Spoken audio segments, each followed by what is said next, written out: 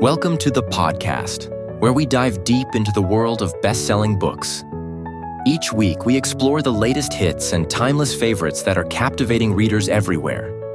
Join us as we unpack the stories, themes, and characters that make these books unput-downable.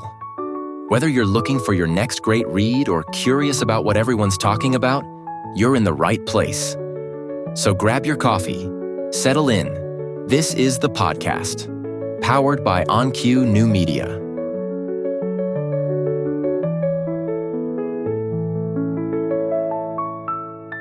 Ever feel like your emotions are just like a roller coaster you can't get off? Totally, like up and down all over the place. We're diving deep into Bo Sanchez's Heart Detox today, looking for those practical tips to, find a little more peace in the chaos. Because who doesn't want a bit more peace?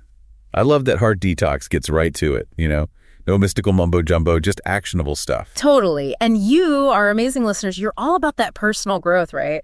So we're going to unpack Bo's strategies for like a happier, more peaceful you. What I love is how relatable he is. He's like, look, I've been there, felt that, but he gives you the tools to actually handle it. Right. He lays out these 3 steps. Feel your feelings, own your feelings, and control your feelings. And that first one, feel your feelings, so key. We're so used to pushing those negative emotions down. Oh, yeah, just put on a happy face. Exactly. But Bo's like, nope, acknowledge them.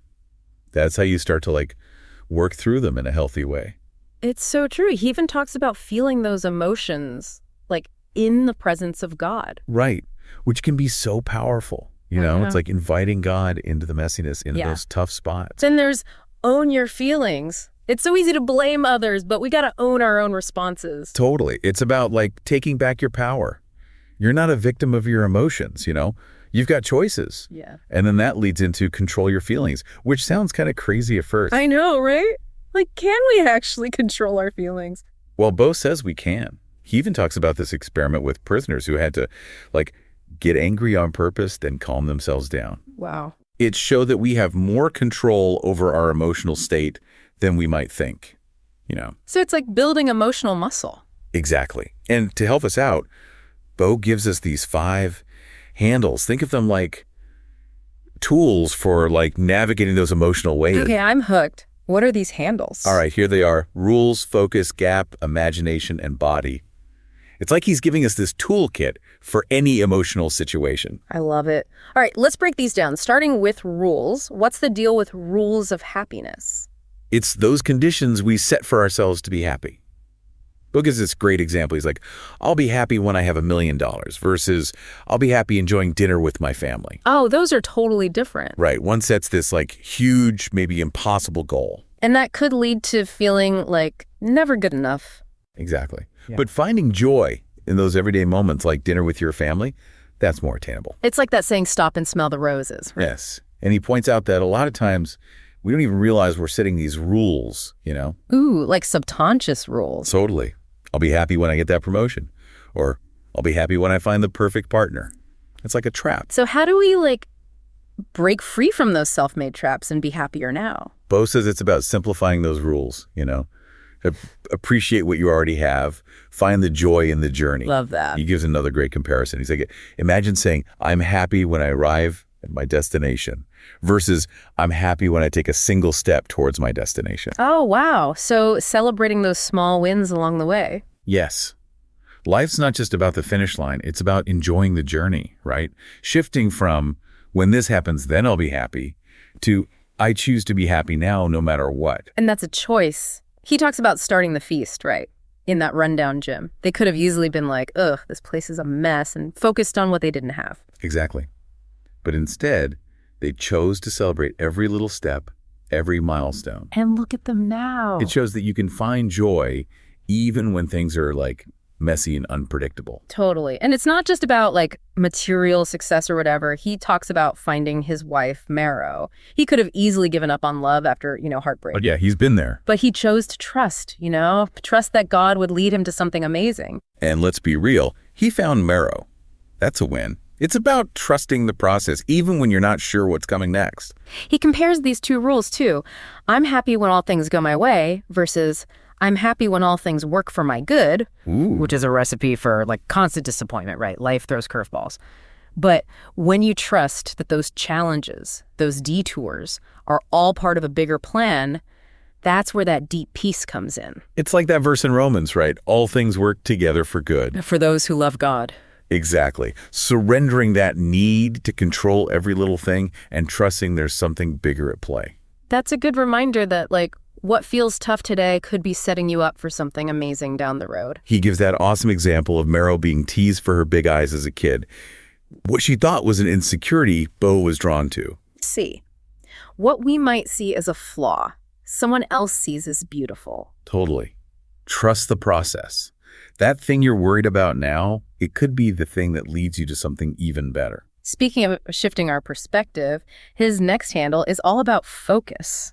Which he calls the master switch. Yeah, he says it can change your whole life. Where our focus goes, our energy flows. So true. And he talks about these like experiments where you focus on all the bad stuff in your life for weeks, then all the good stuff. It shows how powerful our thoughts are. Right. If you're constantly dwelling on the negative, that's what's going to grow. Sure. But if you choose to focus on gratitude, suddenly you start to see the good everywhere. He compares it to a garden. There's going to be beautiful flowers and like weeds, but we get to choose which ones we water with our attention. And what we water grows. So we've got rules and focus, two powerful handles. Okay, 2 down, 3 to go. What's up next in this emotional toolkit? The gap. This one's all about hitting pause before you react to like big emotions. I would take it a beat. Yeah, it's so easy to like fire off that text or email and be like, oops, 5 seconds later. Tell me about it. Yeah. And that's what Bo calls the gift of the gap. It's not about ignoring your feelings. It's about, choosing how you respond. He tells this funny story about almost texting kiss to the wrong person. Oh, no. That 3-second rule probably saved a lot of awkwardness there. Wow. Okay, I'm seeing the value in the gap now for sure. Right. Even a small pause can prevent, big problems. He actually relates it back to Jesus. Remember when Jesus writes on the ground instead of like immediately responding to the Pharisees about the woman? Oh, yeah. Bo's point is it's like Jesus was creating space for, reason and compassion to win out. Wow, I never thought about it like that. That's a cool connection. So how do we actually use this gap? What do we do in that pause? He suggests simple things like deep breaths, counting to 10, even a quick walk. Anything to just step back from the heat of the moment. Hit that reset button. Yes. He uses this powerful example of a man who had an affair and destroyed his marriage. Yeah. And the guy's like, man, I wish I had just hit pause. That's a good reminder that those split-second decisions can have big consequences. Yeah, it's about thinking before we act, especially when things are heated. Okay, so we've felt our feelings on them, and now we're hitting the pause button. What's next? Get ready for this one. Imagination. Bo says your imagination is the remote control of your emotions. Ooh, I like that. So we're not just stuck with whatever we're feeling. We can actually like shape our emotions. Exactly. He says the thoughts we repeat, those become our emotions. Just like, the ingredients of a cake determine how it's going to taste. Okay, that makes sense. So we got to choose good ingredients for our thoughts. He mentions this story about a woman who came on to him really strong. How did he handle that one? He talks about feeling that surge of desire, but, resisting. He actually says he wishes he had known about the power of imagination back then because it would have made things so much easier. So how do we actually use our imaginations to like detach from those overwhelming emotions? He's got some cool techniques. Like try stepping back from the situation.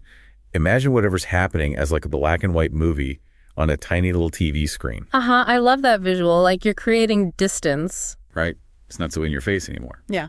Another technique is changing the scene. At a stressful boss, instead of seeing them as a monster, imagine them as like a toddler throwing a tantrum. Okay. That would definitely change things, make them seem a little less scary. Right. Reframing the situation can really help diffuse those negative emotions. He also suggests fast-forwarding your fantasy. Imagine how this problem will look 10, 20, 30 years from now. That's a good point. What feels huge today might feel tiny tomorrow. It's all about perspective. Totally. He gives the example of a woman with a crush on her married boss. By imagining the potential fallout, the allure of the crush faded and her commitment to her family grew stronger. Wow, that's using your imagination for good. And then he takes it a step further with what he calls imagination 4, God's dream for your life. Yes. It's not just about getting rid of the bad stuff. It's about actively visualizing what you want your future to look like, aligning your imagination with God's vision for your life. That's beautiful. Okay, 4 handles down, 1 to go. What's the final tool in this Heart Detox kit? Body. Bo's a big believer in that mind-body connection. He says emotion comes from motion. Interesting. You're saying that what we do with our bodies can actually impact how we feel. Absolutely. He mentions this study with people holding a pencil in their teeth, forcing a smile. They actually felt happier than those who held it with their lips pursed. So even a fake smile can trick your brain into feeling better. Right. And it works both ways. Slouching, frowning, that can actually make you feel worse. Yeah. So Bo says, use your body to your advantage. Strike a power pose if you need a boost. Fake it till you make it. Exactly. He even talks about how he dances before he preaches, even if he doesn't feel like it.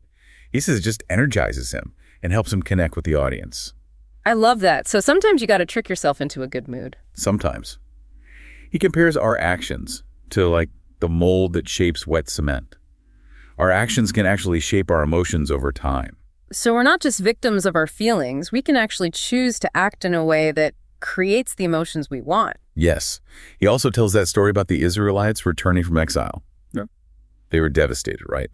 But Nehemiah tells them to celebrate, to feast. And that act of celebration actually helped to lift their spirits. It's like choosing joy even when you don't feel like it. And it can make a huge difference. He also emphasizes that, real passion isn't just about doing what we love. It's also about loving the people we serve, showing up for them even when it's hard. Okay, so we've got these 5 amazing rules.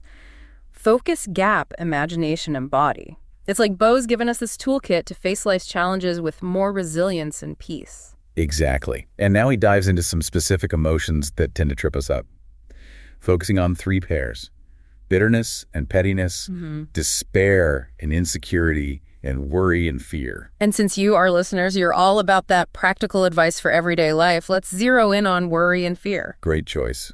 Those 2 are like the biggest culprits when it comes to stealing our peace. Bo calls worry a thief, and I think he's right. It robs us of energy, joy, even sleep sometimes. He even says worry is a bigger problem than whatever you're worrying about. Because it just multiplies in our minds, right? We start with this one little worry, and then it spirals into like 100 different what-ifs. And he compares it to drinking poison. Like, it might not kill you instantly, but it's slowly eating away at you. Such a powerful image. So how do we fight back against this poison of worry? That's the big question, right? So we've got all these great tools to deal with worry, but sometimes it feels like using those tiny finger lasers when what you really need is like the giant robot's mega move, I love that analogy. We're over here trying to outsmart our anxieties, and sometimes the best thing is just to let go. Yes. Surrender Bo actually uses this fun example from that old anime Voltes V. Have you ever seen that one? Voltes. Oh, yeah, I remember that show. Giant robots, right? Yes. So Bo's talking about how Voltes V would waste time with these weak little attacks before finally using his ultimate unstoppable move. And he's like, why not just use the killer move right away? And in this case, that killer move against worry, it's surrender. Trusting God. Exactly. We don't have to have all the answers. We just need to have faith. Letting go of that need to control everything. That's huge. And sometimes, our worries come from our own insecurities. Bo tells this funny story about worrying about his looks as a teenager, even though his friends were like, dude, you're fine. Oh, I've been there. We are our own worst critics. Right. And then years later, he finds out girls actually had crushes on him back then. It's like what we see as flaws, other people don't even notice. It's so true. We're so hard on ourselves. But when we can look at ourselves through God's eyes, with love and acceptance, those insecurities start to fade. Totally. You're not defined by those things. Yeah. You're a child of God. Perfectly imperfect. Something else that really stuck with me was how Bo talked about presence. Just being fully present with his sons. Oh, yeah. Just being there for the people you love. He said even just goofing off with them, playing games, making them laugh, it makes them feel loved and secure. It's not about buying them stuff. It's about giving them your time, your attention. Being present in the moment, putting down the phone, tuning out the distractions, and really engaging with the people right in front of you. Creating that space where they feel safe and loved just as they are. That's powerful stuff. It makes me think of that quote, "The greatest gift you can give someone is your time," because you're giving a piece of your life you can never get back. So true. Time is precious. So as we wrap up this deep dive into Bo's Heart Detox, it seems like the big takeaway is shifting our perspective. From fear to faith, from worry to wonder, from anxiety to action. It's about trading those negative thoughts for positive ones. Trusting that God's got you, and then doing what you can to create the life you want. We get to choose our thoughts, and those thoughts, they really do shape our reality. He leaves us with this great question. What's one small action you can take today to shift a negative emotion you're experiencing? It could be calling a friend, taking a walk in nature, or just taking a deep breath and saying thank you for the good things you know. Even the smallest step can make a difference. Choose joy today. Join us again next time here at the podcast, where we dive deep into the world of best-selling books. Don't forget to subscribe and hit the notification bell for future podcast notification. This is the podcast, powered by OnQ New Media.